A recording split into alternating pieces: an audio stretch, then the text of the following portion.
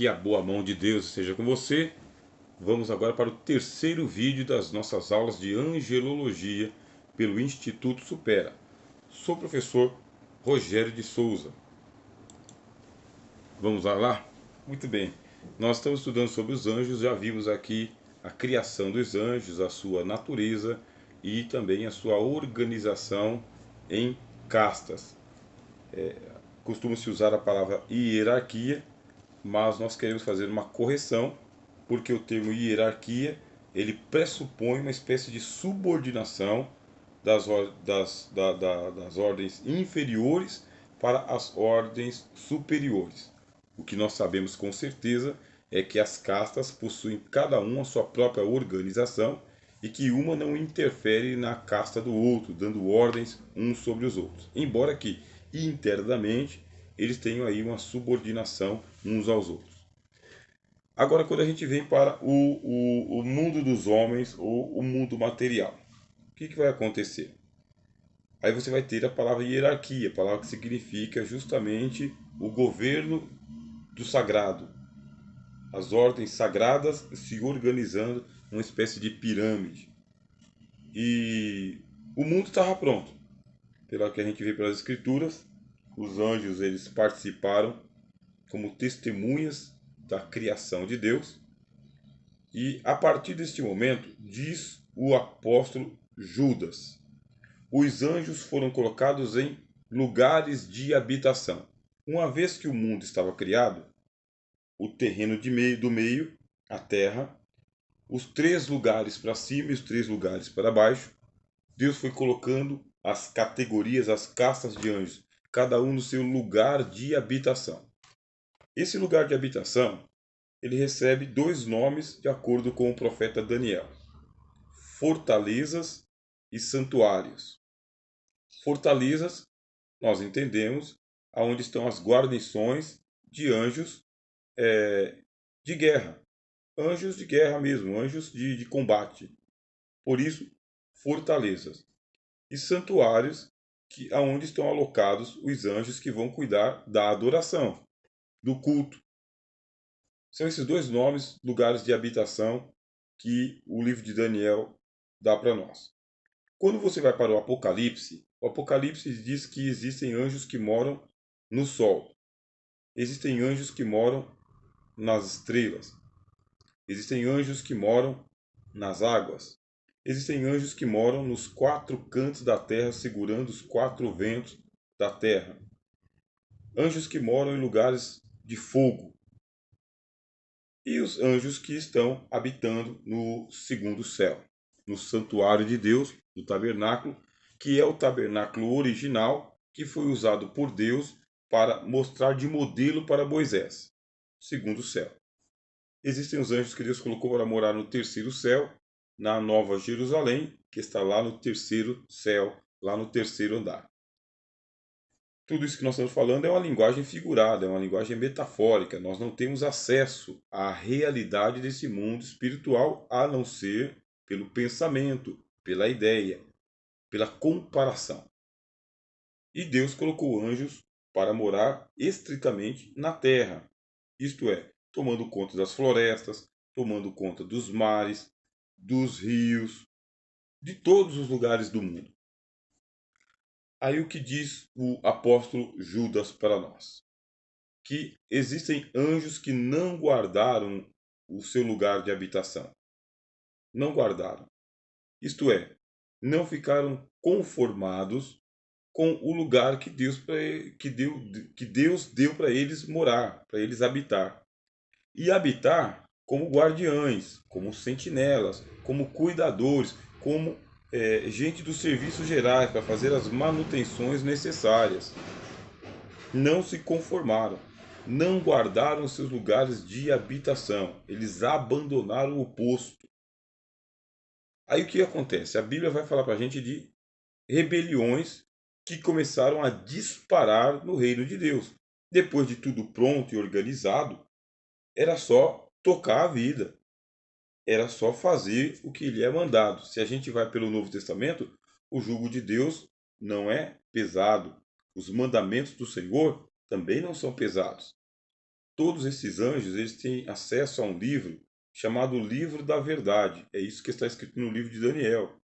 O livro da Verdade é o livro das instruções, dos mandamentos de Deus. A gente sabe que é o livro dos mandamentos de Deus, por quê? Porque a nação de Israel recebeu os mandamentos de Deus e as outras nações também receberam. Cada nação recebeu, pelo seu principado, as leis de Deus. Mas aí começaram a pipocar rebeliões. Por quê? Porque estes anjos começaram a se apropriar do espaço que Deus destinou aos humanos, aos homens. Mas isso aí a gente vai desenvolver. Calma.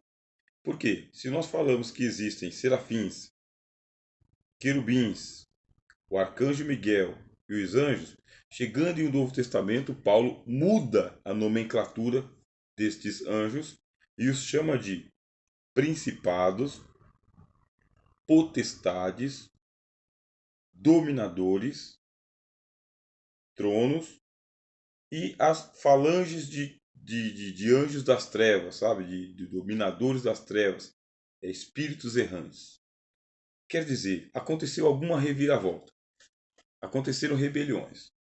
O que a gente vai perceber? Que teve uma gigantesca rebelião que foi levado a efeito por Satanás. Aí está. Se você for para a angelologia judaica, Satanás ele é um dos anjos de Deus que continua a serviço de Deus. Deus criou Satanás, com a natureza satânica. Acontece que nós somos cristãos e aí nós precisamos do aperfeiçoamento do Novo Testamento para que a nossa angelologia não fique deficiente. O que acontece? Teve um querubim que estava no Éden, jardim de Deus. Aí os teólogos fizeram a miscelânea nesse assunto, uma confusão, e dividiram o Éden. Dividiram o Éden em dois. O Éden de Ezequiel para não ser o Éden do Gênesis. Os teólogos fizeram isso aí. Os teólogos fizeram isso, tá bem? Dois Édens. Eles falam que um Éden é um Éden mineral e o outro Éden é vegetal. Acontece que o Ezequiel ele é um texto paralelo com o texto de Gênesis. Paralelo, tem que ser lido junto. O Gênesis é o jardim de Deus. É a totalidade do jardim de Deus. Tá bem? É a totalidade. Com duas dimensões, que é a dimensão dos querubins e a dimensão dos homens. Ponto. É o mesmo Éden. Ele é o mesmo Éden, como nós falamos, tem o céu, primeiro, segundo e terceiro céu, um fazendo fronteira com o outro. Existe o submundo. Você tem o Hades, você tem o Tártaros e você tem o abismo. Quer dizer que você tem aqui um fazendo fronteira com o outro. E o Éden é algo semelhante. O Éden é a totalidade do jardim de Deus, aonde Deus colocou querubins e o homem para viver. Vamos lá. Aí o que acontece? No jardim onde estavam os querubins, tinha um. Tinha um. Esse aqui é o guardião do Éden. Esse querubim, ele é o querubim ungido. É o que recebeu a unção para que ele fosse o guardião do Éden, da grande totalidade que era o Éden. E ele realmente andava entre as pedras afogueadas, quer dizer que as pedras preciosas estavam naquele jardim mineral, nessa dimensão mineral do Éden. E uma particularidade que nós vamos estudar aqui é que este querubim ele era mestre das ciências. Ele é comparado com Daniel, e Daniel ele era 10 vezes mais sábio do que o maior dos magos, dos astrólogos, dos bruxos que havia na corte da Babilônia. E o agravante é que a Babilônia é um país ocultista. É um país onde a magia, a feitiçaria, a astrologia e todas as ciências ocultas era levado ao extremo. E Daniel foi achado 10 vezes mais sábio do que o mais sábio dos astrólogos, dos magos que tinha ali.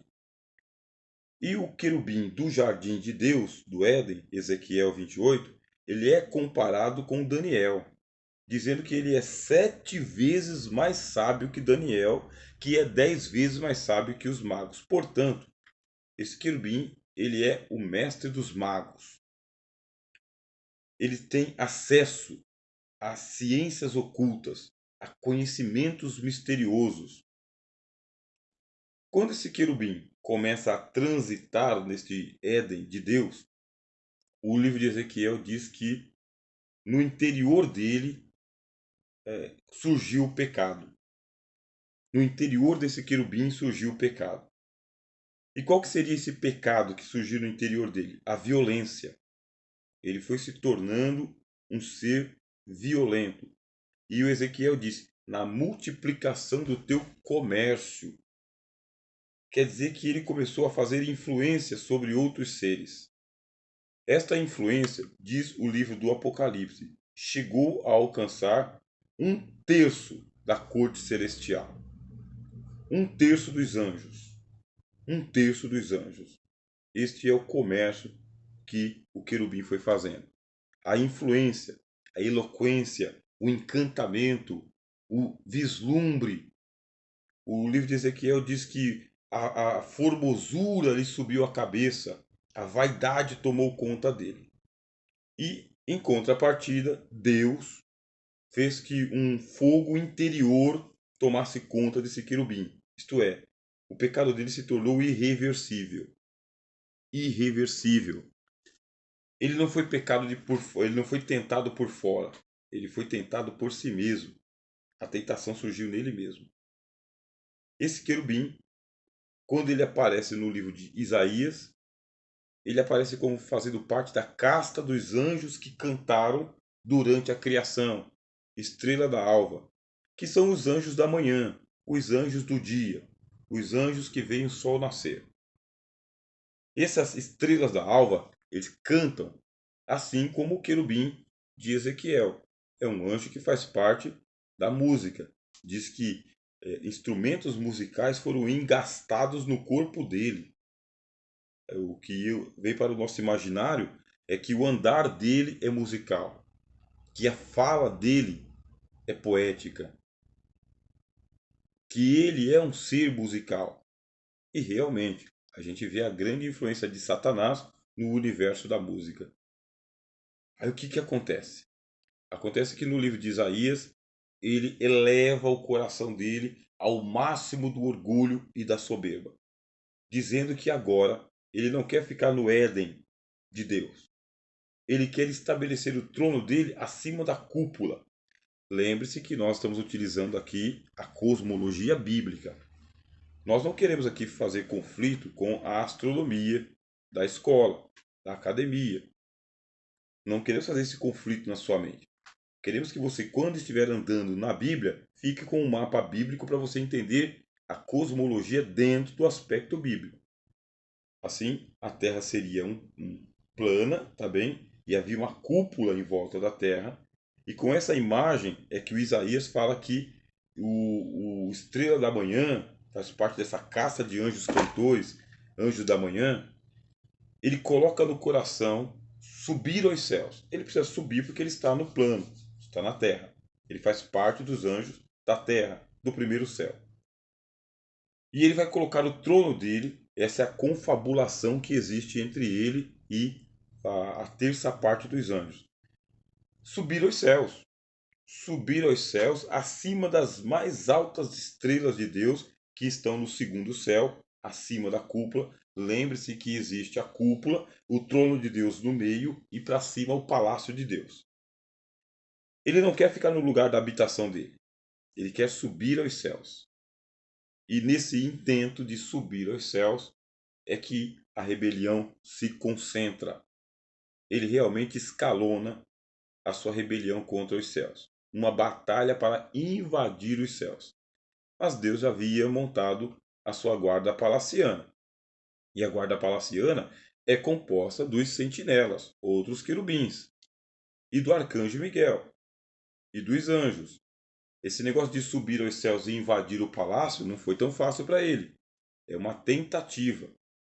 E por isso agora ele está concentrado aqui neste chão e nesse teto que está dentro da cúpula, fazendo uma batalha espiritual de principados e potestades, dominadores, e nessa rebelião tentando invadir o palácio de Deus, tentando invadir, explodir com a cúpula. Para ele estabelecer o trono dele, diz que acima das mais altas estrelas, ao lado do trono do Altíssimo. Intento frustrado. Nesse meio tempo das rebeliões de Satanás, é que vai surgir a invasão que ele faz no Éden. Ele faz uma invasão, e essa é uma invasão sorrateira. Ele é a serpente, a mais astuta de todas as alimárias do campo que o Senhor Deus havia feito. Ele já havia feito o encantamento de uma terça parte dos anjos. Anjos que se demonizaram. Anjos que nós vamos estudar aqui na última aula são os demônios. Demônios divididos em castas, potestades, príncipes das trevas, impondo o império do terror no mundo. Agora ele vai com um plano sutil até o jardim do Éden, no lugar onde Deus deixa Adão e Eva. E ali, sibilando como uma serpente, ele seduz a mulher, diz o apóstolo Paulo. Ele seduziu, ele usou o encantamento, feitiço, jogou um feitiço sobre a mulher, incitando nela a incredulidade contra Deus e a dúvida sobre o caráter de Deus, levando a mulher a comer do fruto do conhecimento. E esta mulher, não sozinha, ela leva o alimento para Adão e Adão come do fruto do conhecimento. Nós vamos estudar o pecado de Adão na matéria de armatiologia, o estudo sobre a doutrina do pecado. E assim, Cristo diz: você é homicida, diabo. O diabo é homicida desde o princípio. Nunca se firmou na verdade porque não há verdade nele. Profere mentiras porque é mentiroso e o pai da mentira. Qual que é o superpoder de Satanás? A fala. Ele imita Deus. Porque o poder de Deus é a palavra, é o que Deus fala. E o diabo, ele imita a Deus justamente neste poder, pelo convencimento, pela eloquência, trazendo à existência o mundo por aquilo que ele fala, mentindo, seduzindo, ludibriando, enganando. Esse é o superpoder dele. Ele não tem grandes poderes sobre os elementos da natureza, o fogo, o vento, a água. Tem também. Ele tem por quê? Porque ele cooptou potestades que tomavam conta do fogo, do vento, da água, do ar, da terra. Justamente a rebelião de Satanás foi uma confabulação, de uma conspiração com outros seres da natureza, outros anjos, que já tinham esses poderes, essas potestades. E assim eles proporam fazer uma invasão aos céus, se organizando, daí que vem a questão das hierarquias, das potestades superiores mandando nas potestades inferiores, a influência satânica do diabo. Ele é apresentado como o dragão que tem 7 cabeças, significa que ele tem uma inteligência para a articulação e a estratégia e a guerra, e para o ludibrio, que mesmo que ferido de morte, ele é restaurado. A força que ele ganha é justamente desse engano que ele impetra sobre o mundo. O objetivo dele é ter o seu próprio reino, o reino das trevas. O autor aos Hebreus fala que é o império da morte. É o império da morte. Portanto, ele está sempre rastejando-se nas trevas, na noite, no engano, no medo, no terror, no ludibrio. Sempre. Esse é o superpoder dele. Ele não tem aquele poder de lançar raios, sabe? Ele não tem aquele dos Zeus, né? Ele não tem aquele poder de fazer terremotos. Você nunca encontra Satanás nas páginas da Bíblia fazendo isso. Você nunca encontra. Você vai encontrar o diabo lançando da sua boca uma torrente de água para que ele possa arrebatar a mulher. Quer dizer, a influência da sua palavra. Esse é o superpoder dele, é enganar pela palavra, é incitar o homem ao pecado, é incitar a humanidade ao pecado. Agora ele não está só. Jesus falou: se Satanás lutasse contra ele, o reino dele seria todo dividido. Não está só. Ele tem um reino. E neste reino, diz o apóstolo Paulo na carta aos Efésios, ele é organizado entre as castas dos príncipes que tomam conta das nações, das potestades que têm poderes sobre os elementos da natureza, os dominadores, que são entidades domésticas que atuam diretamente na vida das famílias, e também a turma dos espíritos do ar, esses mulambos do reino das trevas, esses espíritos errantes. Cristo falou sobre esses espíritos errantes, dizendo que eles habitam no homem. Nem todos esses demônios que nós vamos estudar na última aula, nem todos esses demônios invadem os corpos humanos. A grande maioria desses demônios está pairando no ar. A grande maioria desses demônios está atuando nos elementos da natureza, causando sinistros atmosféricos, sinistros meteorológicos, sinistros geológicos. Estão atuando com os elementos da natureza. Mas existem alguns desses espíritos que eles são seres errantes mesmo. Ficam vagando por aí afora. Aí o Senhor Jesus falou, inclusive, que quando um espírito sai de um homem, ele anda por lugares áridos, buscando lugar de repouso. Não tem.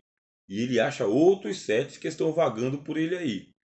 Os 7 se ajuntam em 8 e vêm para a mesma pessoa da onde eles saíram para poder tornar a entrar naquela pessoa. Senão eles não conseguem atuar. Eles não têm poder nenhum. Eles são opressores, obsessores, encostos e possuem a vida das pessoas. Nós vamos falar sobre eles aqui no próximo vídeo. O fato é que o Satanás, ele engendrou as rebeliões. Houveram anjos que Deus prendeu nas trevas. Parece que eles não fizeram parte da rebelião de Satanás. São outras rebeliões, é o que dá a entender. Pecaram por conta própria também, sem fazer parte do consórcio de Satanás. E esses Deus prendeu no Tártaros. O Tártaro já está inaugurado e mantém esses anjos perigosíssimos em prisão. Satã ainda está solto. Aqueles que fizeram parte da rebelião de Satanás ainda estão soltos. Mas nós vamos ver pela Bíblia que os anjos de Deus entram em combate. E como eles entram em combate, agora, pela força do poder do Cordeiro, há que vencer Satanás em todas as frentes, em todas as batalhas, em todas as fortalezas e todos os santuários que ele sequestrou. Justamente, ele forma uma camada de guarnições, de demônios, anjos rebelados nos lugares celestiais, e ele está incitando a opressão sobre o mundo dos homens. Mas pelo Evangelho e pela cruz, esses principados e potestades eles são derrubados. Satanás é enfraquecido. A missão do Evangelho é salvar o mundo, salvar os homens e libertá-los das garras de Satanás. Na última aula, nós vamos nos apropriar um pouquinho mais desta batalha espiritual para que a gente possa encerrar aqui o nosso estudo de angelologia com uma precisão de acordo com as Escrituras e com os estudos teológicos. Sou o professor Rogério de Souza, junto com o Instituto Supera, e esse é o seu curso básico em Teologia.